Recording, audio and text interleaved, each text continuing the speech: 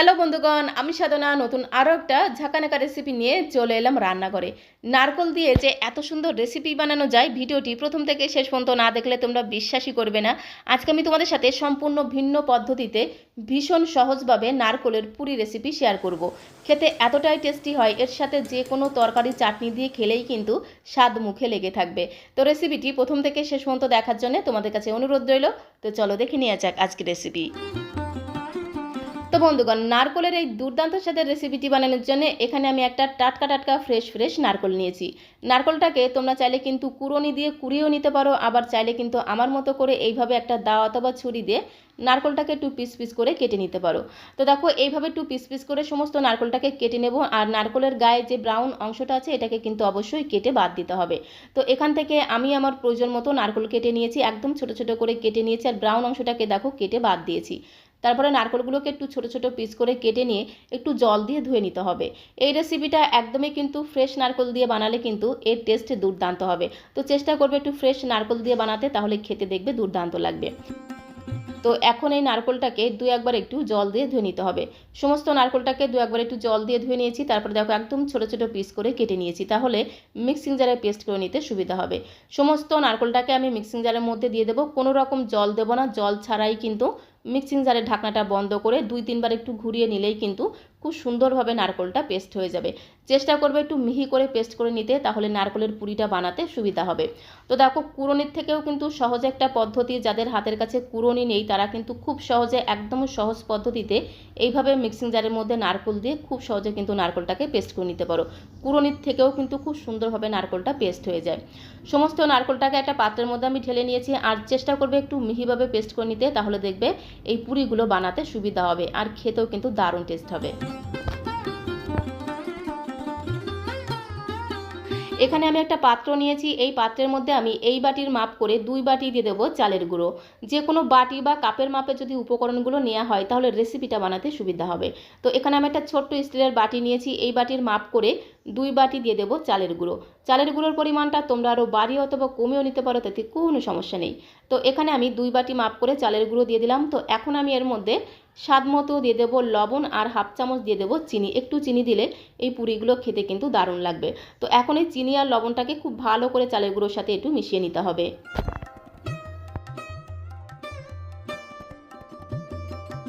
লবণ আর চিনি দিয়ে খুব ভালো করে দেখো চালের গুঁড়োর সাথে মিশিয়ে নিয়েছি। এখন আমি এর মধ্যে ওই বাটিরই হাফ বাটি দিয়ে দেবো নারকোল বাটা। যে বাটি মেপে আমি 2 বাটি চালের গুঁড়ো নিয়েছিলাম সেই বাটিরই হাফ বাটি দিতে হবে নারকোল বাটা।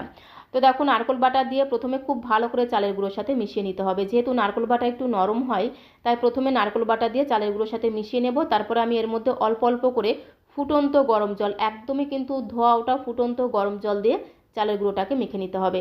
ঠান্ডা জল দিয়ে মাখা যাবে না, ফুটন্ত গরম জল দিয়ে চালের গুঁড়োটাকে মাখতে হবে। তো নারকোল বাটা দিয়ে প্রথমে খুব ভালো করে দেখো চালের গুঁড়োর সাথে মিশিয়ে নিলাম। আর এখানে দেখো একদম ধোয়া ওঠা ফুটন্ত গরম জল নিয়েছি। জলের পরিমাণটা তোমাদের আমি বলছি না, এইভাবে কিন্তু অল্প করে জল দিতে হবে, একবারে কিন্তু বেশি জল দেওয়া যাবে না। চালের গুঁড়োতে একবারে বেশি জল দিলে কিন্তু চালের গুঁড়োটা বেশি নরম হয়ে যাবে। তার জন্য একদমই অল্প করে ফুটন্ত গরম জল দিয়ে চামচ দিয়ে খুব ভালো করে একদম ঘোটানাটা করে মিশিয়ে নিতে হবে। অল্প করে ধোয়া ওঠা ফুটন্ত গরম জল দিয়ে কিন্তু চালের গুঁড়োটাকে প্রথমে চামচ দিয়ে মিশিয়ে নিতে হবে। সরাসরি কিন্তু হাত দিয়ে মাখতে যাবে না, কারণ জলটা যেহেতু প্রচণ্ড গরম থাকে, হাত দিয়ে মাখতে গেলেই কিন্তু হাতটা পুড়ে যেতে পারে। তার জন্য প্রথমে চামচ দিয়ে খুব ভালো করে একদম ঝাঁকানাকা করে মিশিয়ে নিতে হবে। তারপরে হাত দিয়ে খুব সুন্দর করে চেপে ঠেসে একটা স্মুথ ডো আমাদের বানিয়ে নিতে হবে। চালের গুঁড়োটাকে মাখার সময় কোনো রকম ঠান্ডা জল বা উষ্ণ গরম জল দেওয়া যাবে না, একদমই কিন্তু ফুটন্ত গরম জল দিয়ে মাখতে হবে, তাহলে দেখবে ডোটা একদম সফট আর স্মুথ তৈরি হবে। হাত দিয়ে খুব ভালো করে চেপে ঠেসে এইভাবে হাতের তালু দিয়ে, মানে হাতের তালুর এই পোর্শনটা দিয়ে একদম ডোলে মেখে নিতে হবে। এভাবে হাতের তালু দিয়ে খুব ভালো করে মেখে নিতে হবে, তাহলে দেখবে একদম আঠালো আর স্মুথ একটা ডো কিন্তু তৈরি হবে। পুরিগুলো বানানোর সময় একটুও কিন্তু ফেটে যাবে না, ভেঙে যাবে না। যদি ঠান্ডা জল বা উষ্ণ গরম জল দিয়ে মাখো তাহলে পুরিগুলো বানানোর সময় কিন্তু সাইড থেকে ফেটে যেতে পারে, ভেঙে যেতে পারে। তো অবশ্যই কিন্তু ফুটন্ত গরম জল দিয়ে খুব সুন্দর করে চেপে ঠেসে মেখে ঠিক এইরকম একটা স্মুথ আর সফট ডো আমাদের বানিয়ে নিতে হবে। ডোটা যেহেতু প্রচণ্ড আঠালো, হাতের সাথে লেগে যাচ্ছিল, তাই সামান্য পরিমাণে একটু সাদা তেল লাগিয়ে নিলাম। এতে কিন্তু ডোটা আর হাতের সাথে লেগে যাবে না। তারপরে হাতটাকে খুব ভালো করে জল দিয়ে ধুয়ে নিয়েছি। তারপরে হাতের মধ্যে সামান্য পরিমাণে একটু সাদা তেল লাগিয়ে নিয়ে এইভাবে ডো থেকে ছোট ছোট করে লেচি বানিয়ে নিতে হবে। লুচি বা পুরি বানানোর সময় আমরা যেরকম সাইজের লেচিগুলোকে বানাই ঠিক সেই রকম করে ছোট ছোট করে লেচিগুলোকে বানিয়ে নেব।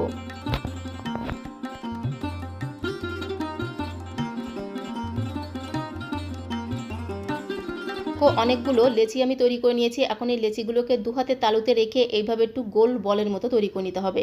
তাহলে দেখবে পুরিগুলো একদম গোল গোল তৈরি হবে, দেখতেও কিন্তু দারুণ লাগবে। সমস্ত লেচিগুলোকে এইভাবে আমি গোল করে নেব। লেচিগুলোকে গোল করা হয়ে গেলে একটা ভিজে কাপড় দিয়ে ঢেকে রাখতে হবে, কারণ যেহেতু চালের গুঁড়ি দিয়ে ডোটা বানানো খুব তাড়াতাড়ি শুকিয়ে যাবে, তার জন্য একটা ভিজে কাপড় দিয়ে মানে কাপড়টাকে ভিজিয়ে খুব ভালো করে নিংড়ে নিতে হবে। নিংড়ে জলটাকে ফেলে দিয়ে তারপরে এই ভিজে কাপড়টাকে দিয়ে এইভাবে একটু ঢেকে রাখতে হবে।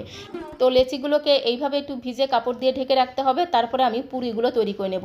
তো পুরিগুলো তৈরি করার জন্য এখানে দেখো আমি একটা বেলুন চাকি নিয়েছি। তবে আজকের এই লেচিগুলোকে কিন্তু কোনো রকম বেলাবেলির ঝামেলা ছাড়া সম্পূর্ণ ভিন্ন পদ্ধতিতে দারুণ একটা টেকনিকে তোমাদের সাথে পুরি তৈরি করে দেখাবো। আর খুবই অল্প সময় লাগে, মাত্র 2 থেকে 3 সেকেন্ডের মধ্যে এক একটা পুরি কিন্তু তৈরি হয়ে যাবে। বেলুন চাকির উপরে আমি একটা ট্রান্সপারেন্ট প্লাস্টিক নিয়েছি। প্লাস্টিকের গায়ে এরকম করে একটু সাদা তেল লাগিয়ে নিতে হবে। তারপরে একটা করে লেচি এইভাবে নিতে হবে। একটা করে লেচি নিয়ে আবারও কিন্তু ভিজে কাপড়টা দিয়ে ঢেকে রাখতে হবে। তারপরে লেচিটাকে একটু দু হাতে তালুতে রেখে গোল করে নিতে হবে। তারপরে দেখো এইভাবে লেচিটাকে মাঝখানে রাখতে হবে, আর উপর দিয়ে আরও একটা প্লাস্টিক আমাদের দিতে হবে। তার জন্য দেখো আরও একটা প্লাস্টিক নিয়েছি আমি, তার মধ্যে এইভাবে একটু সাদা তেল লাগিয়ে নিতে হবে। যে দিকটাকে মানে প্লাস্টিকের যে পিঠটা সাদা তেল লাগাবে সেই পিঠটাকে নিচের দিকে দিতে হবে, মানে লেচির দিকটাকে দিতে হবে। তো দেখো এইভাবে উপর দিয়ে আরও একটা প্লাস্টিক দিয়ে আমি ঢেকে দিলাম। আর এইরকম একটা বড় স্টিলের বাটি লাগবে, যে বাটির নিচের দিকটা একটু ফ্ল্যাট থাকবে সেরকম একটা বড় সাইজের স্টিলের বাটি লাগবে। আর এইভাবে একটু হালকা করে প্রেস করলেই দেখো কত সুন্দর একটা পুরি কিন্তু তৈরি হয়ে গেছে। কোনো রকম সাইড থেকে ফেটে যায়নি, ভেঙে যায়নি, কত সুন্দর দেখো তৈরি হয়েছে। অনেক সময় হয় কি চালের গুঁড়ো দিয়ে যদি আমরা ডো তৈরি করি, ডোটা কিন্তু অনেক সময় ফেটে যায়, ভেঙে যায়। তো যদি এই পদ্ধতিতে তোমরা বানাও তাহলে দেখবে একটা পুরিও কিন্তু ফেটে যাবে না, ভেঙে যাবে না। তো এখন এই পুরিগুলোকে যে প্লেট বা থালার মধ্যে রাখবে তার মধ্যে কিন্তু অবশ্যই একটু সাদা তেল লাগিয়ে নিতে হবে, তাহলে দেখবে এই পুরিগুলো কিন্তু আর প্লেট বা থালার গায়ে লেগে যাবে না। ঠিক একই রকমভাবে একটা করে লেচি নিতে হবে। তারপরে বাকি লেচিগুলোকে একটু ভিজে কাপড় দিয়ে ঢেকে রাখতে হবে। তারপরে লেচিগুলোকে দু হাতে তালুতে রেখে একটু গোল করে নেব। তারপরে লেচিগুলোকে এইভাবে প্লাস্টিকের উপরে রেখে দিতে হবে। একবারই মাত্র সাদা তেল দিতে হবে, বারবার কিন্তু সাদা তেল দিতে লাগবে না। একবারই সাদা তেল দিয়ে কিন্তু সবগুলো পুরি তৈরি করা যাবে। এখন উপর দিয়ে অন্য একটা প্লাস্টিক দিয়ে একটু ঢাকা দিতে হবে। তারপরে লাগবে এরকম একটা স্টিলের বাটি, যে বাটির তলাটা থাকবে একদমই ফ্ল্যাট বাটির তলাটা দিয়ে এইভাবে একটু হালকা করে প্রেস করলেই দেখো কত সুন্দর গোল গোল পুরিগুলো কিন্তু তৈরি হয়ে যাচ্ছে। একটুও দেখো সাইড থেকে ফেটে যাচ্ছে না, ভেঙে যাচ্ছে না। তো এইভাবে সবগুলো পুরি আমি তৈরি করে নেব। তারপরে পুরিগুলোকে ভেজে নিতে হবে, তার জন্য চলে আসতে হবে কড়াইয়ের কাছে। গ্যাসের ফ্লেমটা অন করে দিয়ে একটা ননস্টিকের কড়াইতে আগে থেকেই বেশ কিছুটা সাদা তেল আমি গরম হতে বসিয়ে দিয়েছিলাম। তেলটা যখন একটু গরম হয়ে যাবে গ্যাসের ফ্লেমটা মিডিয়াম করে দিতে হবে। গ্যাসের ফ্লেমটা মিডিয়াম করে দিয়ে একটা করে নারকেলের পুরি গরম তেলের মধ্যে দিতে হবে।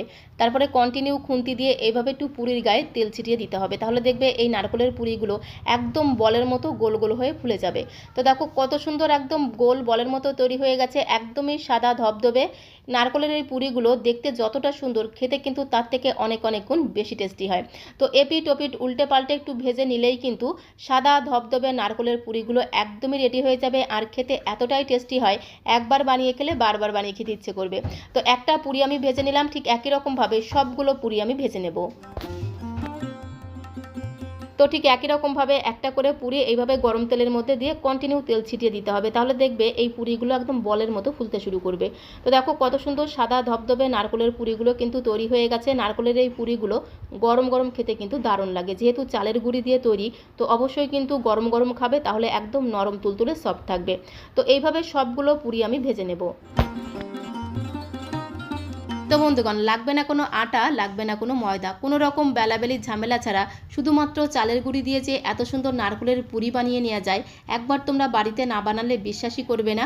আর এই নারকেলের এই পুরিগুলো গরম গরম খেতে কিন্তু দারুণ লাগে, অবশ্যই কিন্তু গরম গরম খেতে হবে। আর নারকেলের এই পুরির সাথে যে কোনো তরকারি চাটনি দিয়ে খেতে কিন্তু দারুণ লাগে। একে একে বেশ অনেকগুলো পুরি আমি ভেজে নিয়েছি। আর দেখো কত সুন্দর একদম দুধের মতো সাদা ধবধবে তৈরি হয়, দেখতেও কিন্তু দারুণ লাগে। বাড়ির ছোট থেকে বড় সবাই কিন্তু ভীষণ মজা করে খেয়ে নেবে। তো একটি পুরি তোমাদের ছিঁড়ে দেখিয়ে দেবো, তার আগে তোমাদের কাছে রিকোয়েস্ট করব, আজকের এই নারকেলের পুরি রেসিপিটা তোমাদের কাছে কেমন লাগলো অবশ্যই কমেন্ট বক্সে লিখে জানিও। ভালো লাগলে একটা লাইক আর শেয়ার করে দেওয়ার অনুরোধ রইল। নতুন বন্ধু হয়ে থাকলে চ্যানেলটিকে সাবস্ক্রাইব করে দিয়ে পাশে থাকার অনুরোধ রইল। তাহলে যখন এরকম সুন্দর সুন্দর নতুন নতুন রেসিপি আপলোড করব সঙ্গে সঙ্গে নোটিফিকেশন আগে তোমার কাছে পৌঁছে যাবে।